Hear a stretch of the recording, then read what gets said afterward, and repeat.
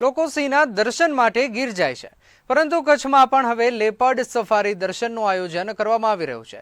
લખપતના ધુણાઈમાં leopard safari માટે સજ્જ થઈ રહ્યું છે। હાલ ધુણાઈમાં 13 જેટલા લેપર્ડ ફોરેસ્ટ વિભાગ દ્વારા રાખવામાં આવ્યા છે, જેમાં 11 મેલ અને 2 ફિમેલ લેપર્ડ રાખવામાં આવ્યા છે। જ્યાં દીપડા રાખવામાં આવ્યા છે, ત્યાં 20 ફૂટ ઊંડા કુવા આકારમાં દીપડાને રાખવામાં આવ્યા છે। આ 20 ફૂટ ઊંડા આકારના ખાડામાંથી દીપડા કૂદી ન શકે માટે તેને રાખવામાં આવ્યા છે। દીપડા સ્વતંત્ર રહી શકે તે માટે 13 પાંજરા બનાવવામાં આવ્યા છે। ત્યાં રોજ દીપડાને વન વિભાગ દ્વારા બહાર પણ કાઢવામાં આવે છે। ફોરેસ્ટ વિભાગ દ્વારા ભવિષ્યમાં લેપર્ડ સફારી માટે મંજૂરી આપવા માટે પ્રવાસન વિભાગ સમક્ષ દરખાસ્ત મૂકવામાં આવી છે। મંજૂરી મળી જશે એટલે લખપતમાં પણ પ્રવાસીઓ આવશે અને સ્થાનિક લોકોને રોજગારી પણ મળી રહેશે।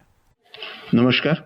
લખપત તાલુકાના ધુનાઈ ખાતે લેપર્ડ રેસ્ક્યુ અને રિહેબિલિટેશન સેન્ટર કચ્છ પશ્ચિમ વન વિભાગ દ્વારા બનાવવામાં આવ્યું છે, જેમાં હાલ કુલ 13 દીપડાઓ રાખવામાં આવેલા છે, જેમાં 11 નર અને 2 માદાઓ છે।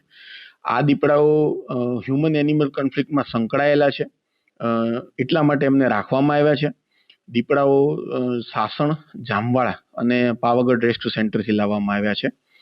તેમની નિયમિત સાર સંભાળના ભાગરૂપે તેમની પાંજરાઓની નિયમિત સફાઈ કરવામાં આવે છે, વેટરનરી ઓફિસરની નિયમિત મુલાકાત કરાવવામાં આવે છે અને એમનું એક કુદરતી વાતાવરણ જે એમની રેગ્યુલર મુવમેન્ટને હોય છે જંગલ વિસ્તારમાં એવી મળી રહે એ માટે દિવસ દરમિયાન તેમને ખુલ્લા માઉન્ડમાં જે એકચ્યુઅલી દિવાલથી રક્ષાયેલું છે પણ વચ્ચેનો ભાગ ખુલ્લો છે તેમાં છોડવામાં આવે છે અને એ ઉપરાંત અન્ય વૃક્ષોનું વાવેતર તથા ઘાસ વાવેતર કરવામાં આવ્યું છે માઉન્ડની અંદર, જેથી તેમને કુદરતી ફિલિંગ આવે।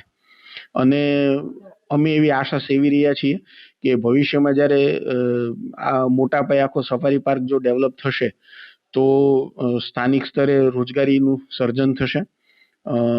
આબાલ વૃદ્ધ સૌમાં એક વન્ય પ્રાણી અને વન વિસ્તાર માટે એક જાગૃતિ કેળવાશે।